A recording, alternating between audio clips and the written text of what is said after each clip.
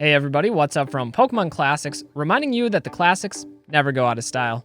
Very different type of video today from my usual videos. Today is really more of a update video along with a giveaway. You see, a lot has happened in this last week. As many of you know, Collectacon was going on down in Texas last weekend, and that looked like a blast. Looked like a ton of fun, and I was really hoping to get out there, but had a little bit of scheduling overlap with my family vacation. Now, originally, this was a vacation we were planning last year, but due to the pandemic, it got rescheduled for this year. And so I ended up missing Collectacon, which was a bummer, but I can't complain too much because I had a blast down in Florida with some of my family members. So in addition to having my mom there, some of my relatives that live down in Orlando, I also met up with my brother and sister-in-law, my niece and nephew, and we just had a really great time. So we got to have sort of a short, small family reunion. We visited Universal Studios, which was awesome, especially the Jurassic Park part of the park. That's something that was a personal highlight for me, and I've always been a huge fan of dinosaurs in Jurassic Park. I know it was a highlight for my niece and nephew as well. We checked out the Kennedy Space Center, which was really cool, listened to a Billy Joel tribute band, and spent some time on the beach. So all in all, very relaxing, very enjoyable, but missing a little bit of that Pokemon element that I've become accustomed to. So on that note, I wanted to have my own type of Collectacon while I was down in Florida, so I decided to do some Pokemon shopping. So while on vacation, I set aside 2 specific days to go Pokemon hunting, and although I didn't find any vintage cards that I need for my personal collection, I was able to find some cool stuff to add to the studio. I'm actually working on a YouTube video here in the future, showing off some of my setup and going through some of the equipment that I use to make these videos, so I thought this would be a perfect addition. So on day 1, we visited the Daytona Flea Market, and I know that doesn't sound exciting, but the Daytona Beach Flea Market has over 1,000 little shops and stores covering like literally everything. And some of those stores were game shops, card shops, toys, collectibles, and so there was a couple places there that I wanted to spotlight in this video. The first one was Rockin' Creation Pokemon Collectibles. It was one of the booths, and it was really cool. Now, they had some cool plushies and other things like that, little knickknacks, some Pokemon packs, a couple binders of cards, and I had to pick up this Gengar. This Gengar is really cool. I know the ghost Pokemon are a favorite for a lot of people out there, and so you'll see this rocking the backdrop in some of my videos moving forward. In addition to that, one of the other stores that I stopped at also had some cool Pokemon related stuff, and I found all 3 of the starters in small plushie form. So we got the Bulbasaur, and then in addition to the Bulbasaur, we've got Squirtle. Just a cute little Squirtle. And then my personal favorite out of the 3 starters, you already know I've got this Charmander back here kind of hanging out in the setup, but now we have his little brother, a mini Charmander. So we got all 3 of those, and I think those are going to look really good in my studio here as well. On day number 2 of the adventure, we visited some card shops, and the first one was called the Pokemon Attic. And this place was pretty cool. They actually had like 2 rooms. It was a smaller store, but the first room had some Pokemon product on the wall. There was some play mats, some boxes in the display case. I noticed they have an Evolutions box, which I really enjoyed that set. That was actually the last modern set that I've opened any packs from. And then the back side of the shop, there was a second room with some toys. And so they had different action figures on display. I remember there being a bunch of Hot Wheels cars, and it was just really nostalgic. It was a really cool experience. The other shop that I went to was probably my highlight out of all the Pokemon stuff that I looked at, and that was the Beard Bros cards. Now, what was cool about this shop is when I came in, there were about 10 to 15 people or so, I'd say, scattered about the store. They had their binders open, they had battles going on, and it was just like Pokemon Mania. You know, this brought me back to my days of running a league, and so I talked with some of the guys there. A lot of product, too. They had some modern boxes, some ETBs, and in the display case, there was a small, moderate selection of vintage cards. Nothing that I really needed. Some of the cards were graded, some of them were just raw, but still it was refreshing to see that level of variety. So while I was there, I decided to pick up an Elite Trainer box from Chilling Reign. This is actually the first one that I've ever purchased out of any set. for an Elite Trainer box. And what I wanted to do was open a box while I was down in Florida. And I actually did that. I recorded it. And now I want to provide you guys with that footage and the unboxing. Hopefully you'll go easy on me. I know almost nothing about Modern. That's why I'm Pokemon Classics. I collect the classics. Generation 1, Generation 2, very knowledgeable. Anything beyond that is beyond my area of expertise. So, nevertheless, I thought it'd be fun to open up some cards, appreciate the artworks, see what this set has to offer, then give those cards away. So if you guys want to enter this giveaway, stay tuned to the end, and I'll let you know what you need to do. Hopefully, one lucky viewer out there will appreciate these cards in a way that is wholesome, fun, and great for the hobby. Anyway, let's jump into the box opening. All right, so here's the Elite Trainer box before I opened it. Again, this was pre-recorded while I was still down in Florida. I filmed it with an iPhone, and I didn't have a microphone or any of the other professional camera gear that I would like to use, so I'm doing the audio voiceover and the reaction part of it now. One of the things I thought was cool, though, was the guide that comes along with the Elite Trainer box. It has pictures of all of the cards, the artworks that are available. That's a pretty big step up from when I was collecting, and you had to just print out the checklist and, check the cards off as you went. So I thought that was a cool touch to add that preview. We got the coins, the condition indicators, some dice, big pack of energies, because if you're deck building, you gotta have extra energies. These I thought were kind of cool. I didn't know these were a thing, but I'm assuming these are dividers for card boxes so you can keep your cards organized. There are also some sleeves. I forgot to record those. And here's a code card for anybody that wants it. First come, first serve. By all means, use that. So one of the things that I also thought was pretty cool about the Chilling Reign set is them bringing back and featuring the 3 legendary birds, Articuno, Zapdos, Moltres. They all get highlighted pretty well in this set. And it really brought me back to Fossil. I think of the Fossil set when I think of those legendary birds. Anyway, here we go. Let it begin. Pack number 1. We got our first code card to go along with the pack. Shuppet. I remember when those were everywhere during that first Halloween after Pokemon Go was released. They had like all the ghost Pokemon being featured.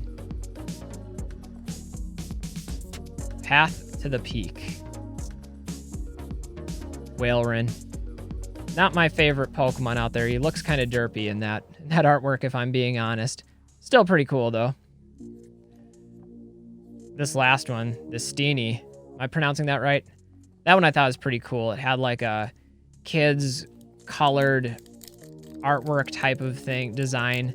That reminded me a lot of like the illustration card contest that happened way back in the day. So that one I can definitely appreciate. Getting into pack number 2, this one featuring the Zapdos. Zapdos, my favorite out of the 3 legendary birds. You guys will have to let me know which one you like the best, but even in Pokemon Go when I used to play, I was part of Team Instinct. Gotta represent Zapdos. Usable looks really sad. Kind of like the Ladybug there. Some vibrant pastel colors in that artwork.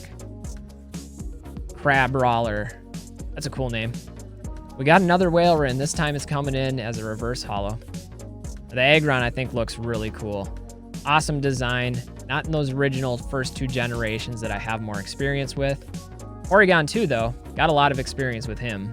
If you guys have watched this channel before, you know that the Neo series is my favorite generation of Pokemon. I absolutely love Gen 2, and so I'll take Porygon 2 in any form. Definitely a cool card there. You guys will also have to excuse my pack opening issues. Like, this doesn't come naturally to me. I don't open packs regularly. I'm not a PokeRev out there opening thousands of packs in a day. It's actually been quite a while since I've opened any packs. Probably like 2016 when Evolutions came out. Cast form.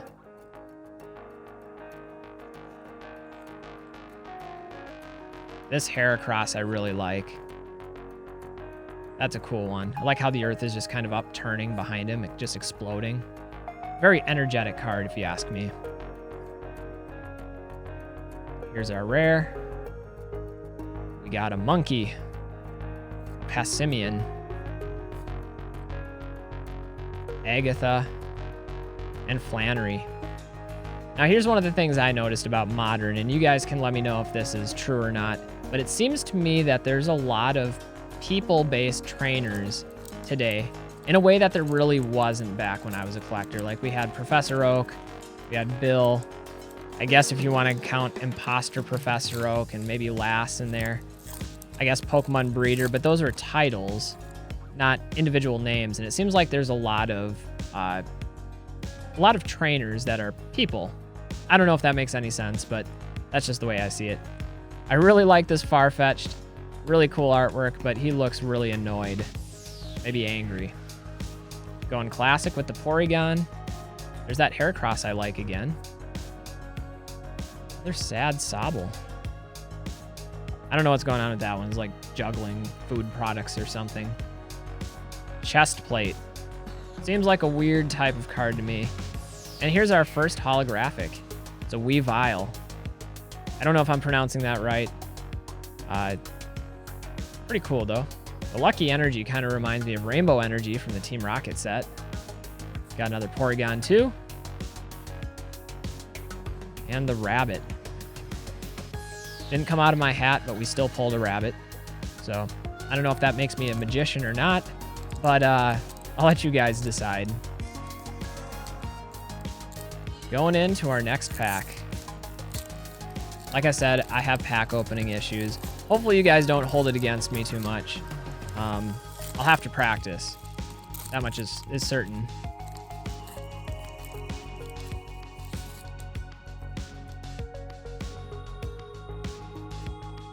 All right, our next code card. Hopefully somebody puts that to use. I've never used the code card, so I have nothing wrong with giving those away as well. This Slowpoke is pretty cool. Just out basking in the sun, working on his tan. The Weedle, though, very precarious position, about to fall off that tree. Hang on for dear life. I love this Ampharos. Like, this would have been really cool if it was a holographic. I think that one would have really popped and looked nice.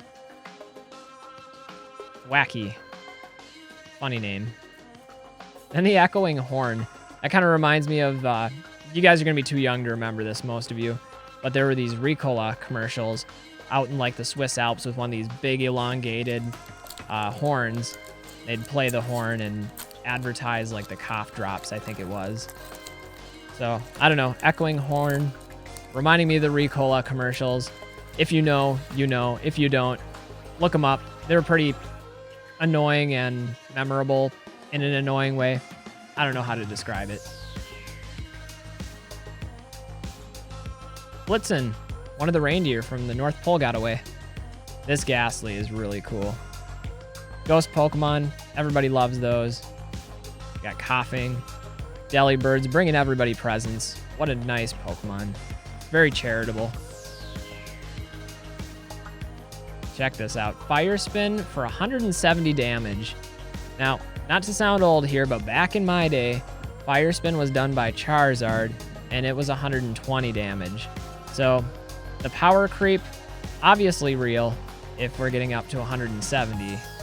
Back in my day, that wasn't the case. Justified Gloves. So we've got the chest plate. We have the gloves. It almost seems like we're building a full suit of armor here. I'm saying this somewhat sarcastically and jokingly, but I'm assuming then there's a helmet of some kind, a pokey helmet or something in this set.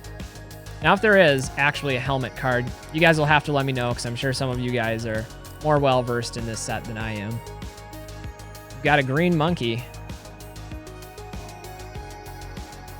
A Grookey.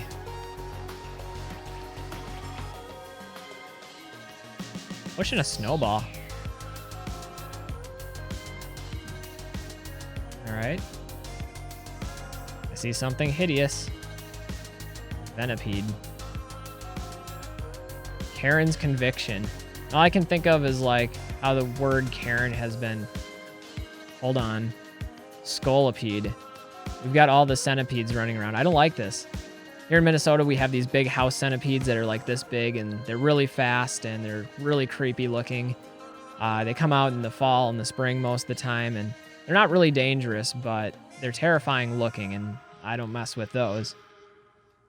So I don't know. We'll call that the Centipede pack.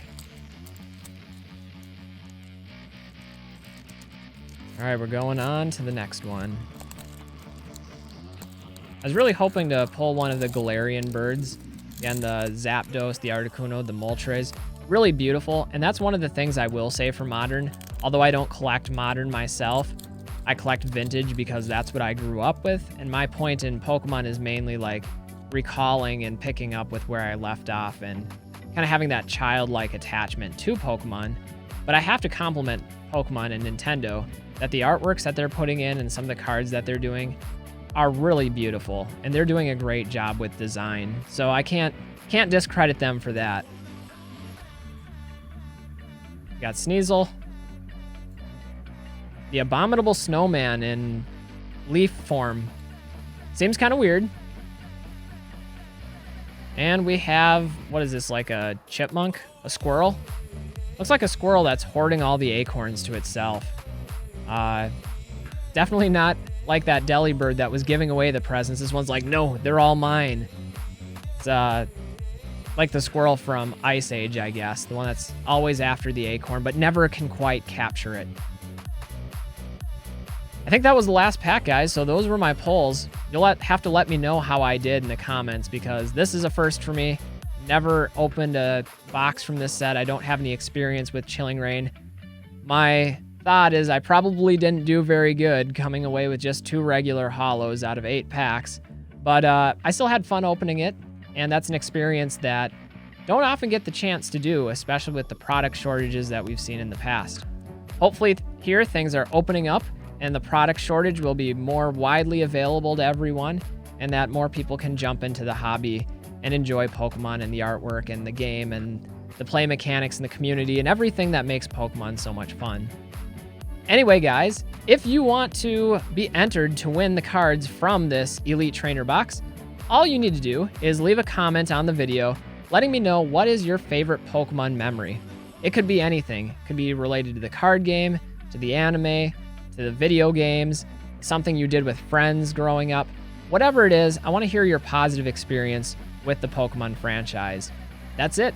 So if you enter with that, we'll be picking one in the next week or two, just randomly, and I'll have an update on that.